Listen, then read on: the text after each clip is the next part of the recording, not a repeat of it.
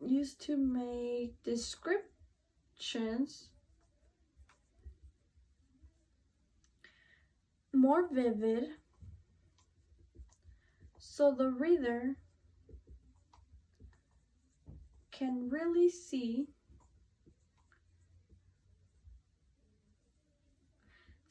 what is being described. So an adjective is the thing that describes the word, right? The language that describes the word. What is being described.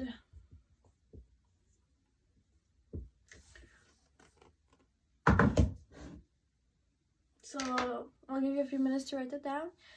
While I pass out, you should all have this. Let's take a look at this following paragraph and follow along while I read it. Let's circle some adjectives. Take a look. So let's see.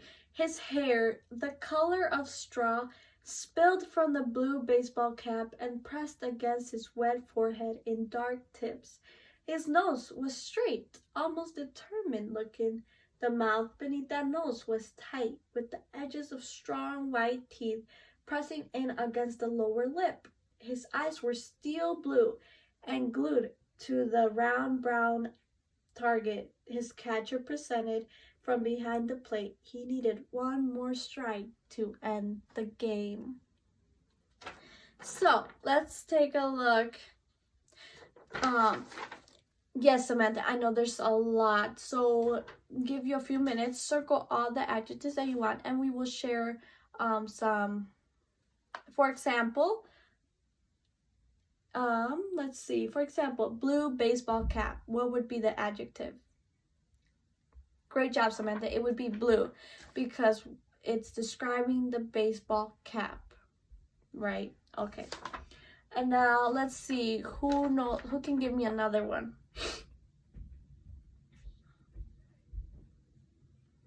Who can give me another one?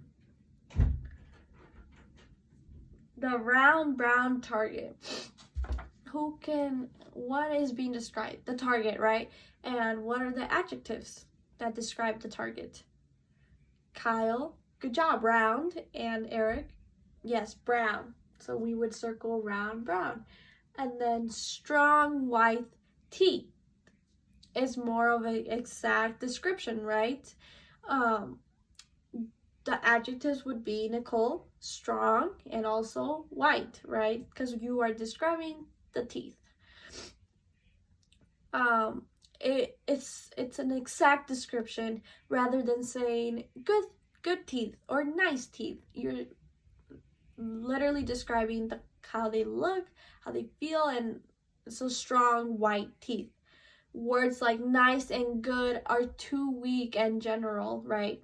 So try replacing the weak adjective with a stronger one. So let's see. I have an example in the paper that I handed out. So for each one, I want you all to replace the weak adjective with a stronger one. So I will give you a few minutes to do that quickly, and then we will share our responses. Yes, David, you need help? Yeah, I will come over and help you right now. Everyone keep working while I'm helping David. Okay, class, now that we've finally replaced our weak adjectives and made them strong, let's see. Who can tell me how they replaced number one? Samantha. Biff. Okay, so the first one says Biff enjoys nice music. What did you replace? Okay, you replaced nice and music. You replaced nice. Okay, what did you say, Samantha? Biff enjoys calm country music. And David, now that I've talked to you, why is that a strong adjective? Correct. So David said that nice is too weak, and calm and country literally exactly describe the music that Biff enjoys, right? So next one, Bertha tried on glasses with pretty frames. David, we worked on this one together, so what did we come up with? Good job. So me and David, when I was helping him, we said Bertha tried on glasses with colorful pink and blue frames. Yes, Eric, colorful, pink, and blue. They all describe the frames instead of just saying they're pretty, right? Let's take a look. Number 3, Corinne's dress was old. Alice, what did you replace? Okay, she was more exact with her dress and then how old it was really. So Alice said Corinne's dress had ribs and was 20 years old. So now we know exactly how old the dress is and why Corinne thought that why Corinne's dress is old, because it is 20 years old and it has ribs on it. Great job. So last one, the apple Bart ate was good. Again, Eric said good is too weak, right? So what did you replace it, Eric? Okay, the apple Bart ate was delicious and sweet. That makes it, we assume that it was good because it's delicious and sweet, right? Great job, students. So when you are writing, remember to use exact descriptions with your adjectives rather than using weak or general adjectives. Great job. So now we're gonna look into our next descriptive language type. So this would be specificity. Specificity.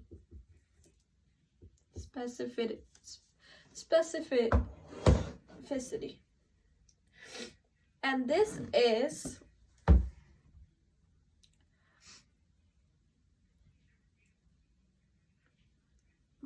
here are this is writing.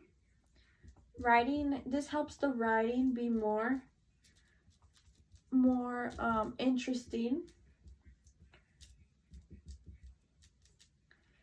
when it gives the reader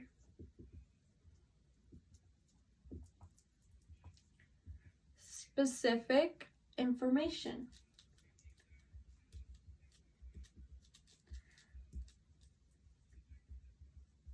Okay, I'll give you all 3 minutes to write down definition of specificity.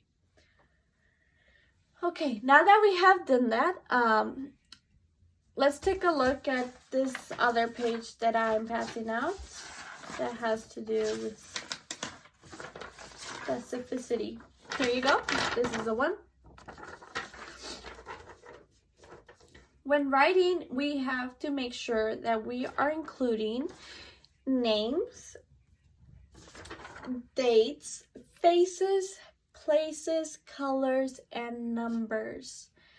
By using these descriptors, it will help you create an image for the reader. It allows the reader to see what you've written.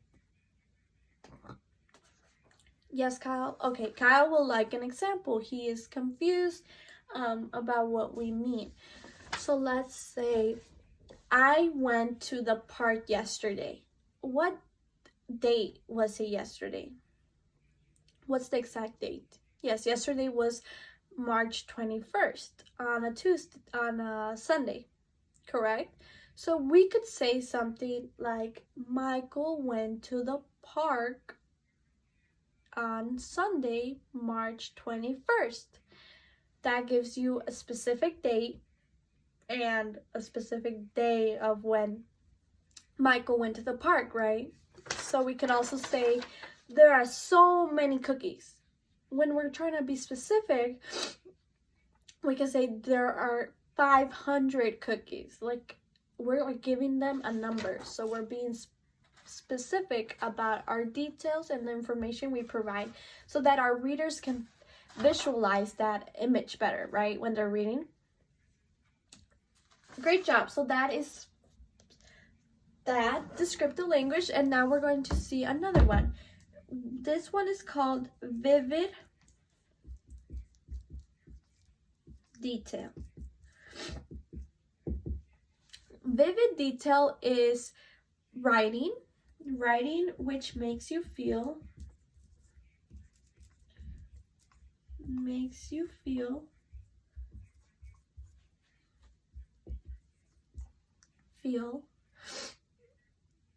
as if you're standing there.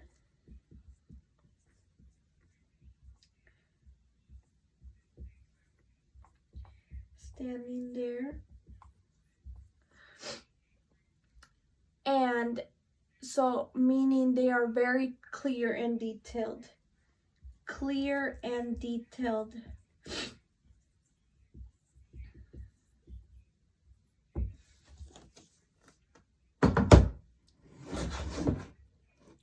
So when authors use vivid details, or writers like ourselves, when they're reading our vivid detail, the reader can physically feel like they're there, like they're standing there, like what is happening in the book is where they are, like the setting, and what's going on in the book. They are feeling the images. Vivid details use sensory and feelings. And so let's take a look at this example. I'm going to hand out the vivid detail page now. So let's take a look at the example under there. It says wet spider webs in the morning. Delicate handmade crystal lace, handfuls of scattered diamonds, dewy, clingy strands, feeling of awe and wonder, glistening traps just waiting for unsuspecting prey. Who felt like they were looking at spider webs, right? Yes, the hands, the handfuls, the delicacy, the dewy, the feeling of awe and wonder, just looking at spider webs, right? As you can see, these sentences make you feel as if you're there, and you can visually feel the wet and see the wet spider webs in the morning. So I'm handing out a variety of lists. Here you go. Sensory words that will help you write your compare and contrast paragraph and with the use of these sensory words to provide more details and examples in your writing. So these can help you out when you're starting to write your paragraph. So now, I hope you all had time. If not, I can discuss these words again with you. But now, let's keep going with our descriptive language. We have another one, which is strong word choice. Strong word choice. So this can produce strong images. These word choices provide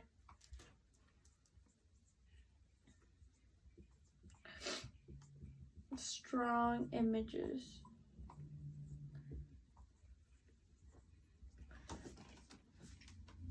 Right, so there we have. Let's take a look at this example that I'm handing out again. It should be labeled strong word choice like this. So let's take a look at this example under there. It says frying bacon, sizzling, popping, splattering, crackling, steaming, crunchy. Who's had bacon before? Yes, okay, everyone, thank you.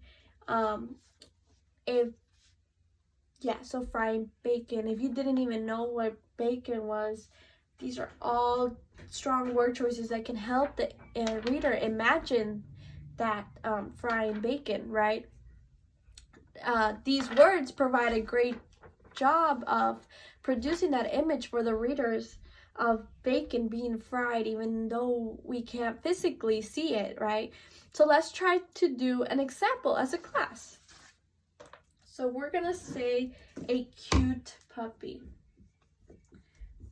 What are some strong word choices that can help us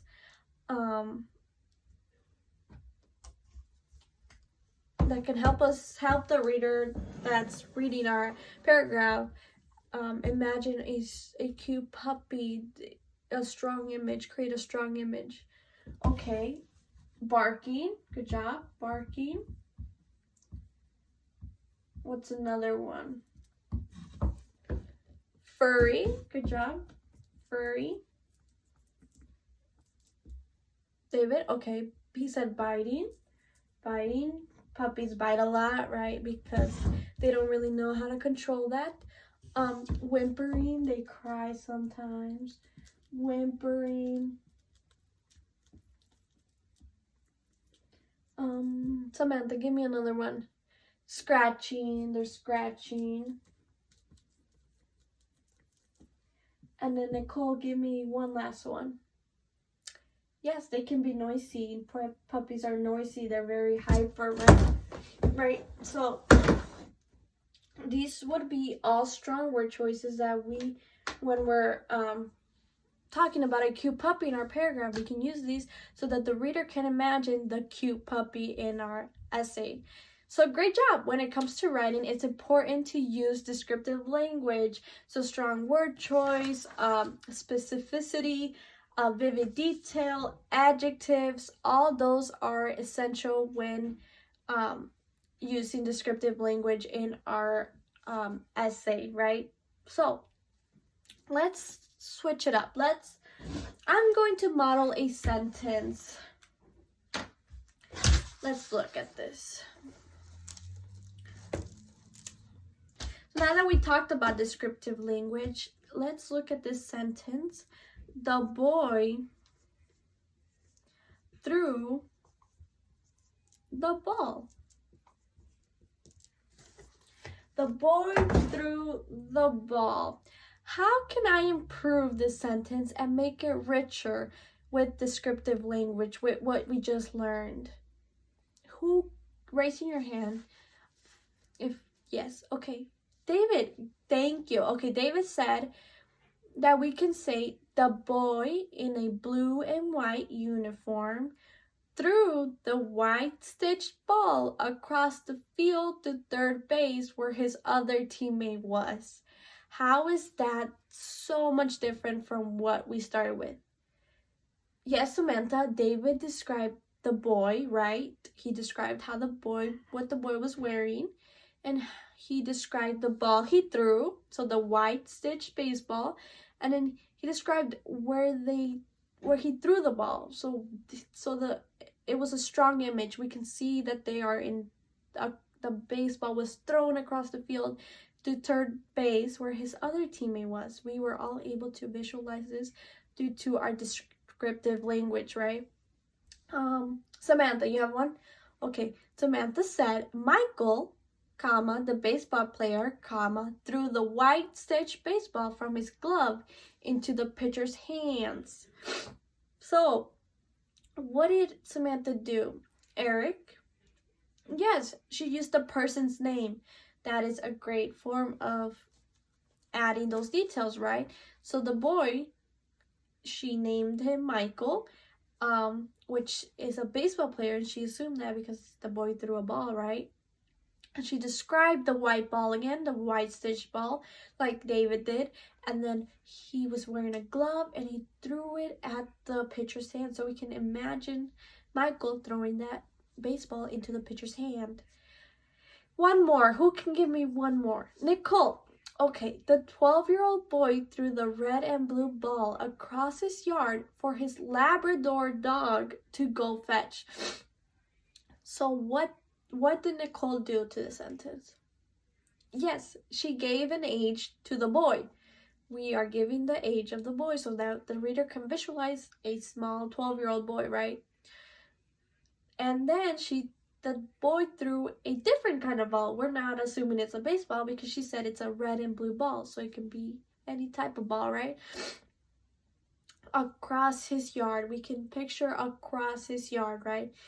And then she, instead of saying dog, she said Labrador dog. What is a Labrador dog? Eric, Kyle, you never heard of that? Okay, it's one of it's like a big black, it can be black, it can be other colors. It's a big dog and it's very lengthy, right? It's not a cute puppy, so his Labrador dog went to go fetch. Yes, Samantha has one. Okay, yeah. Later on, Samantha can show us pictures maybe tomorrow about how the Labrador looks like. So now, this is where, great job, boys and girls. So it's time to do some writing on your own. we went through, let's get out our graphic organizer. I'm gonna pass these out. They're gonna look like this. So I will be modeling how to write a compare and contrast paragraph. Like I mentioned earlier, we are going to end up writing our own. All of you are going to end up writing your own compare and contrast paragraph. And don't worry, I will lead you through everything. We can review, revise, like all that together. This is not for you to all get scared. Like we're all in this together and we can learn together, right? So let's get our graphic organizer. So this is a star graphic organizer because it has a star. So I will be modeling how to write a compare and contrast paragraph, and then you would choose a topic of your own. So you cannot use my topic, sadly, and then you will independently write one. For this example, I will be modeling how to write the compare and contrast paragraph of what we compared and contrast the first time, which was the apple and the orange, what David, the example that David gave me. So what can our launch sentence be for, what's our launch sentence again? Since we went over this, you can look back in your notebooks, in our academic language notebooks. Great job, Eric. So the launch sentence is what the topic sentence, what our paragraph is going to be about. So if I'm comparing apples and oranges, what can my launch sentence be? Okay, we can say an apple launch sentence. So I would, although I'm writing this on the whiteboard, I would write that right there where it says launch on the top of the star. Launch sentence. An apple and an orange are fruits. Fruits with similarities and differences. That is my launch sentence.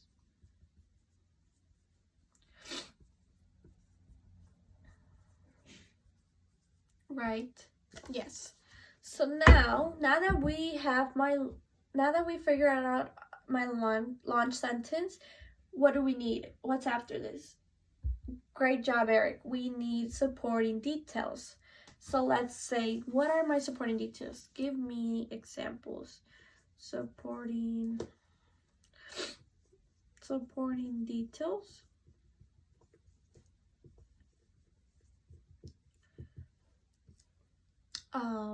Can you give me one, Eric?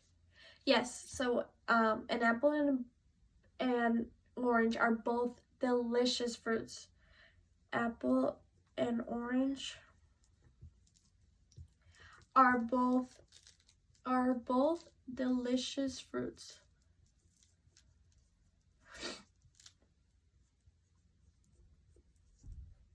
What's another one? So we have an apple and orange. Okay, thank you, Samantha. They both have similar shapes.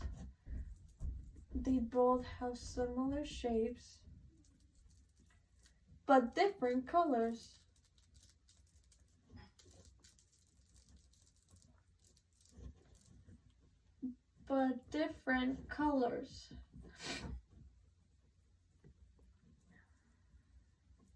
What's another supporting detail? An apple can be red, yellow, and pale green. An apple can be red, yellow, and pale green.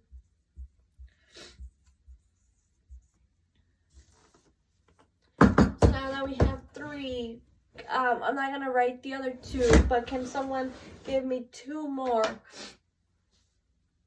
David. Yes, they both have skin, but you have to peel an oranges to able to be even, right? And then who else had an Alice? Give me one. An orange can be orange, yellow, and pale green. So this is green, right? So the apple is green, and then the orange can be pale green.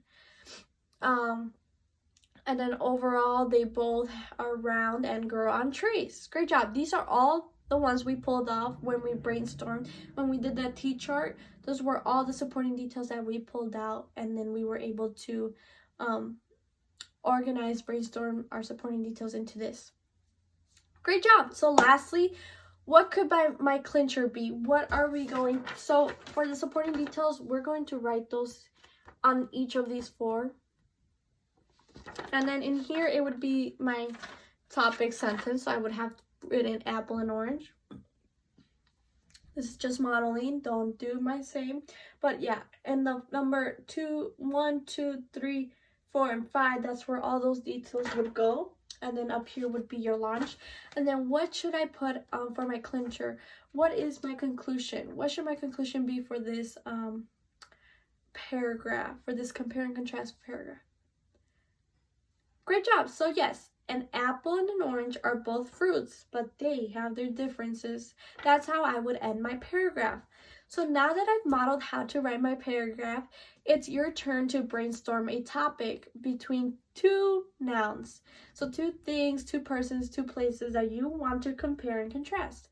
So once you have your topic, you will begin your writing following the 5 stages of the writing approach. Remember, that's pre-writing, revising, pre-writing, rough draft, revising, editing, and publishing, right?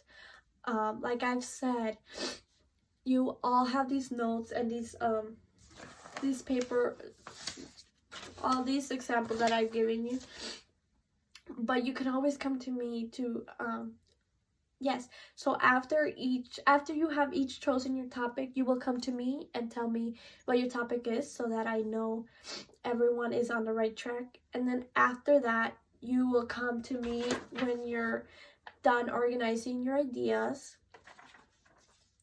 before you start. So don't forget to use your graphic organizer, your star graphic organizer, to brainstorm your ideas before you begin your writing, right? So, and then after you've shown me this is where you can start. When I give you the green light, you can start writing your first rough draft, right?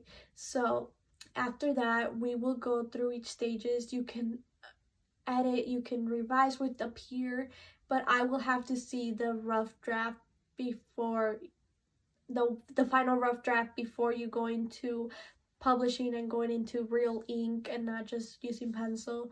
When you have your final draft of your final copy of that whole essay, compare and contrast essay. So yeah, let's get to work, 4th graders. If you need any help, please look at the worksheets I've provided and raise your hand if you want me to come and answer any questions. We can always do one-on-one throughout the week too, because this will take long. And yeah, do you have any questions right now? Correct. Yes, so David is just clarifying that we have to come to me to make sure that we can move on. Yes, so I will be doing that because I want to give you the green light, and that way you're not already in your final draft and then you did something wrong.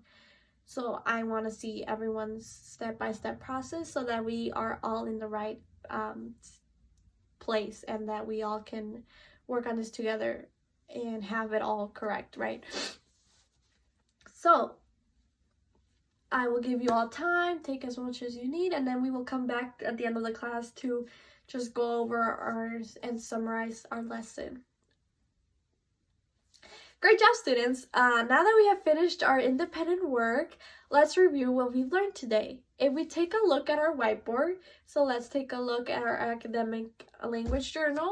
We should have all those new definitions. Let's review what we learned today. So, the vocabulary words and the terms that we focused on were compare and contrast.